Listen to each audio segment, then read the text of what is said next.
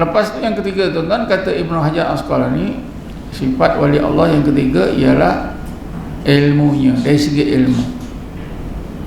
ilmunya mereka ini mempunyai ma'rifatullah, alim billah. Bukan alim fillah, tapi alim billah, artinya mereka ini dikurniakan oleh Allah ma'rifatullah, bukan setakat ilmu, tapi dikurniakan oleh Allah ma'rifatullah. Bila ada tiga ni, itulah wali Allah, kata Ibnu Hajar Asqalani. Coba kita tengok satu hadis kursi. Hadis kursi ini terdapat dalam kitab Sahih Bukhari, terdapat juga dalam tadi syarah dia, kitab Fathul Bari. Hadis kursi ini diriwayatkan oleh Abu Hurairah mengenai wali. Allah menjelaskan wali dalam hadis kursi ini. Apa yang Allah sebut dalam hadis ini? Man adali waliyan faqad adzantuhu bil harbi. Siapa yang memusuhi seorang waliku, aku isytiharkan perang terhadapnya. Ini maknanya, kalau kita musuhi wali Allah ni satu kesalahan besar. Allah gambarkan kesalahan besarnya, kesalahan kita memusuhi wali Allah tu apa dia? Allah isytiharkan perang. Wali Allah tu dikasihi oleh Allah. Kita memusuhi wali Allah, memusuhi orang yang dikasihi oleh Allah. Sebab itu Allah isytiharkan perang. Itu masa tuan-tuan, arwah Ustaz Muhtar Yaakob ikut Arkom, dia timbalan Syekh Arkom. Satu hari dia keluar Arkom, setahun setengah lepas dia keluar, dia mati, meninggal dunia karena sakit apa? Sakit jantung. Orang-orang Arkom kata, itulah wali Allah dilawan. Maka melawan wali Allah tentulah pilih umur. Saya sendiri dengar tuan-tuan ya, mereka ni bercakap-cakap, saya dengar. Itu kaedah dari mana? Kaedah daripada tadilah man ada li waliyan faqad adzantuhu bil harbi. Siapa musuhi seseorang waliku, aku isytiharkan perang terhadap orang itu. Jadi Ustaz Asy'ari ini dianggap sebagai wali Allah. Arwah Ustaz Muhtar keluar daripada Arqam, artinya memusuhi wali Allah. Sebab itu pilih umum. Tapi itu sebenarnya tak betul Lepas itu tuan-tuan hadis kursi tadi, man adali waliyan faqad adzantuhu bil harbi wa ma taqarraba ilayya 'abdi uhibbuhu mimma taraktuhu alaihi. Tidak ada sesuatu, wa ma taqarraba ilayya 'abdi bi syai'in uhibbahu. Tidak ada seseorang hambaku menghampirkan diri kepada aku dengan sesuatu amalan yang paling aku sukai selain daripada yang aku fardukan ke atasnya. Jadi wali Allah tu sentiasa melakukan yang difardukan, karena melakukan yang difardukan Allah sangat suka. Tak ada sesuatu yang diamalkan oleh seseorang hambaku untuk menghampirkan diri kepada aku yang paling aku sukai selain daripada yang aku fardukan. Dia wali Allah sentiasa menjaga, melaksanakan apa yang difardukan. Wala yazalu 'abdi yataqarrabu ilayya bin nawafili hatta uhibbahu. Hambaku yang telah melakukan perkara yang difardukan itu sentiasa menghampirkan diri kepada aku dengan melakukan perkara-perkara yang disunatkan. Ini sifat wali Allah. Wali Allah ni sesudah buat yang diwajibkan, membanyakkan yang disunatkan. Hatta uhibbahu, sehingga aku kasih. Itu kan dapat tahu tuan-tuan, kalau kita mau dikasih oleh Allah, buat yang diperlukan, banyakkan disunatkan. Hatta uhibbahu, Allah janji, sehingga aku kasih. Bila Allah dah kasih, itu dah tadi ya, diberilah sifat keikhlasan dalam hati. Memang betul lah, buat yang diwajibkan, banyakkan yang disunatkan, Allah kasih. Maka Allah jadikanlah hati orang ini ikhlas. Apabila aku telah kasih kepadanya, falamma akhbabtuhu, maka apabila aku telah kasih kepadanya, maka aku jadi pendengarannya yang digunakan untuk mendengar, aku jadi penglihatannya yang digunakan untuk melihat, aku jadi tangannya yang digunakan untuk berkuasa, aku jadi kakinya yang digunakan untuk berjalan. Ini ungkapan ini tuan-tuan menunjukkan orang ini dikurniakan oleh Allah ilmu ma'rifah, dikurniakan oleh Allah ma'rifatullah. Bila seseorang itu dikurniakan ma'rifatullah, maka segala perbuatannya itu dirasa hilang. Tak nampak perbuatan diri, yang dinampak ialah qudrat dan iradah Allah. Mereka ini mendengar, melihat, bercakap, bergerak kemana saja, mereka rasa dengan qudrat iradah Allah. Ini dikatakan billah, dengan Allah, segala-galanya dengan Allah. Berpikir dengan Allah, melihat dengan Allah, mendengar dengan Allah. Bila dah melihat dengan Allah, dengan qudrat iradah Allah, maka pandangannya jauh, pendengarannya juga sangat tajam. Inilah yang menyebabkan Sayyidina Umar boleh nampak tentera Islam yang dipimpin oleh seorang jeneral bernama Syariah tengah bahaya. Lalu dia berhenti daripada majlis khutbah, memekik mengingatkan Syariah, ya Syariah al-Jabala, Syariah kau dengar, pekikkan Sayyidina Umar tu. Inilah dikatakan, apabila aku kasih kepada hamba-Ku ini, maka aku jadi pendengarannya yang digunakan untuk mendengar. Syariah menggunakan qudrat iradah Allah. Sebab tu dia, walaupun ya ratus batu dengar, Sayyidina Umar walaupun ratus batu nampak. Tapi kali itu saja tuan-tuan, bukan sentiasa dengar, sentiasa nampak macam tu. Kalau sentiasa nampak, ini dah jadi kawan syaitan. Orang ada syaitan sentiasa nampak, macam pawang-pawang, tukang-tukang tilik tu. Sebab tu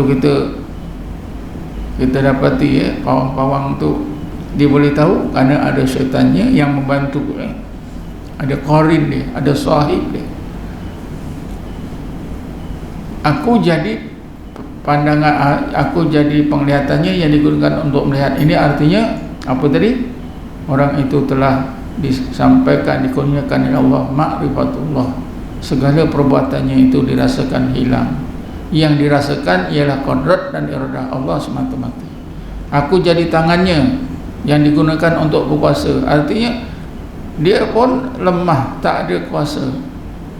Apa dia bergerak, semua itu dengan qudrat iradah Allah. Aku jadi kakinya yang digunakan berjalan.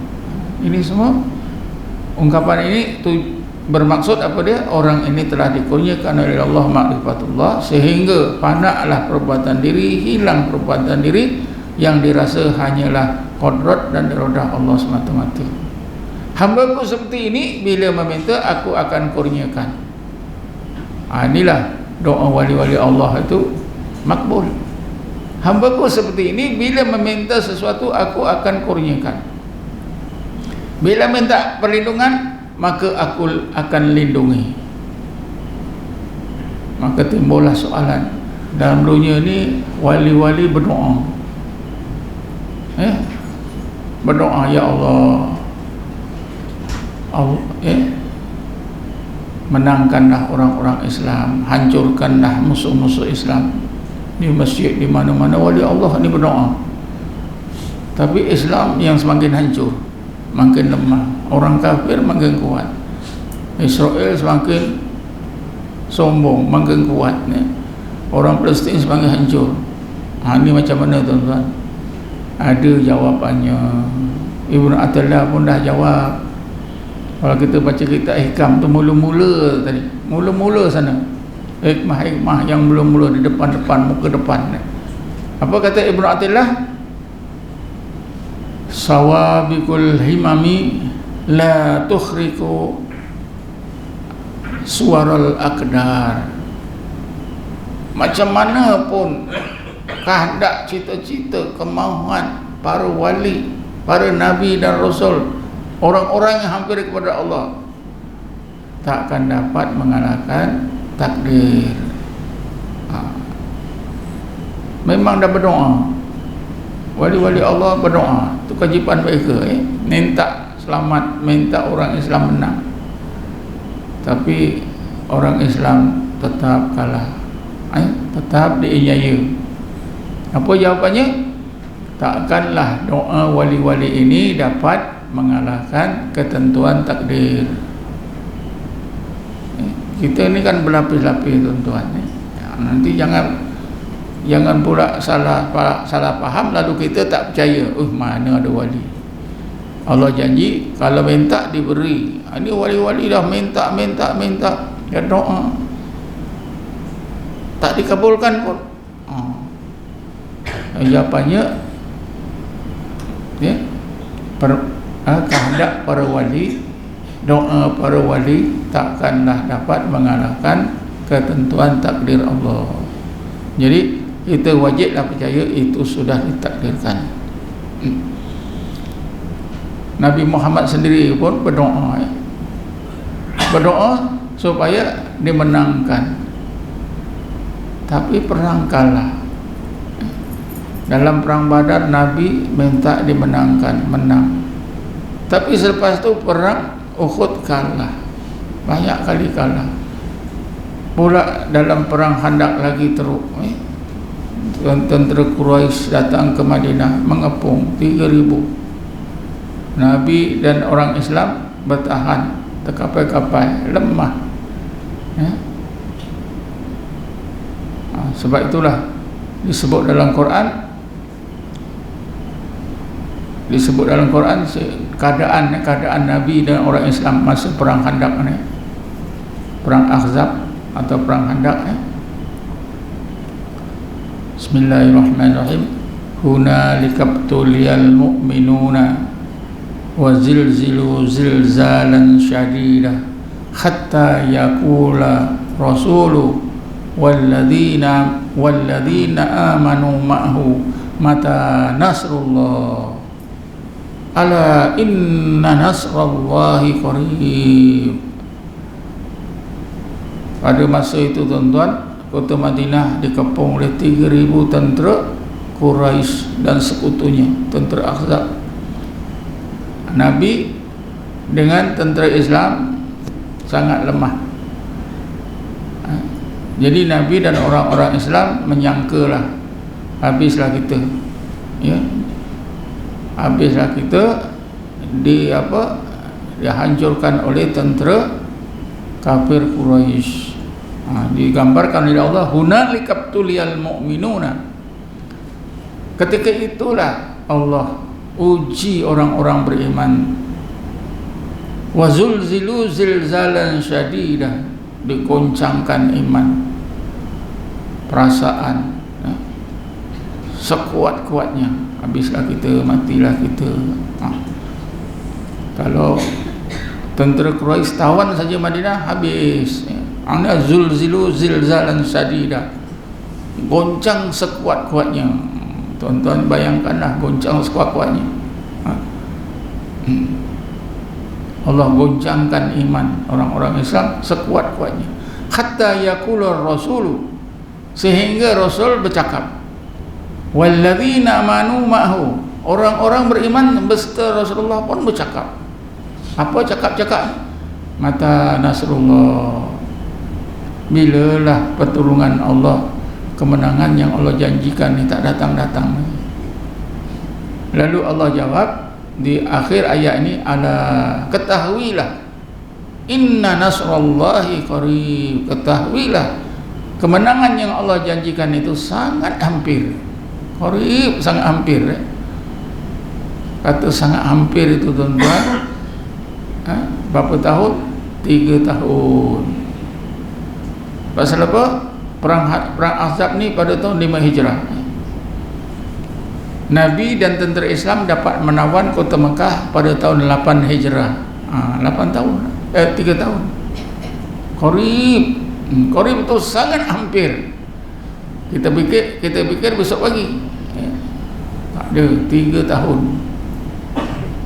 Itu Nabi dan para sahabat, orang yang memang dikasihi oleh Allah Subhanahu Wa Taala. Kita tak tahu lah. Wali-wali Allah begitulah. Memang berdoa. Tu kewajipan kita berdoa. Sampai masanya Allah kabulkan. Dah bila wallahu a'lam. Tapi kita yakinlah, kita yakin orang Islam ni akan dimenangkan oleh Allah bila betul-betul lemah. Bila betul-betul lemah, berasa lemah dalam hati. Dalam perang apa itu Badar, Bismillahirrahmanirrahim. Laqad nasarakumullah bi Badrin wa antum azillah. Sesungguhnya Allah memenangkan kamu dalam perang Badar. Karena dalam perang Badar itu hati kamu rasa lemah. Tak ada ya, tak boleh menang. Kalau masa kuat, kita rasa kuat, memanglah. Sebab itu saya selalu sebut di mana-mana, harapan kita orang Islam ni tuan-tuan, untuk dapat kemenangan yang terakhir dengan cara apa? Allah turunkan balik Nabi Isa dan Allah lahirkan Imam Mahdi. Tapi selalu juga saya sebut, Nabi Isa bukan bawa bom atom, bukan bawa kapal terbang canggih-canggih. Imam Mahdi pun begitu juga. Dia tak ada kilang kapal terbang, tak ada kilang bom atom. Dengan apa? Itulah, dengan iman, kekuatan iman. Bila dengan kekuatan iman, insya-Allah. Sebab itulah para wali itu berdoa, minta kuatkan iman, minta kemenangan. Tapi semuanya itu ikutlah aturan, ikutlah qadrat dan iradah Allah. Jadi kita wajib percaya pada ketentuan Allah Subhanahu Wa Taala. Sebab itu kita wajiblah juga percaya bahawa wali-wali Allah itu bila berdoa mudah dikabulkan oleh Allah. Bila mereka minta apa itu perlindungan, Allah akan lindungi. Ada sebuah hadis Nabi yang digunakan oleh Imam Ghazali. Kita akan temui dalam beberapa tulisan Imam Ghazali tentang wali Allah ni. Apa dia? Peranan dia. Sebuah hadis Nabi menyebut begini, wa bihim turzakun wa bihim tumtarun. Wa bihim turzakun wa bihim tumtarun. Dengan sebab keberkatan wali Allah itulah kamu diberi rezeki. Dengan sebab keberkatan wali Allah itulah kamu dikurniakan oleh Allah turunnya hujan. Hadis ini digunakan oleh Imam Ghazali ketika beliau menerangkan apa itu sebahagian daripada keberkatan para wali. Apa dia? Pertama, kata Rasulullah, dengan sebab keberkatan wali-wali Allah itu tadi, kita diberi rezeki, entah ditambahkan rezeki, dimudahkan rezeki, macam itulah. Dengan sebab keberkatan wali Allah juga, kita diberi hujan, diberi air. Kalau tempat kita ni air kita tak kisah sangat ni. Ni di tanah Arab ni. Tanah Arab. Kalau tak ada hujan susah. Tempat kita ni senang.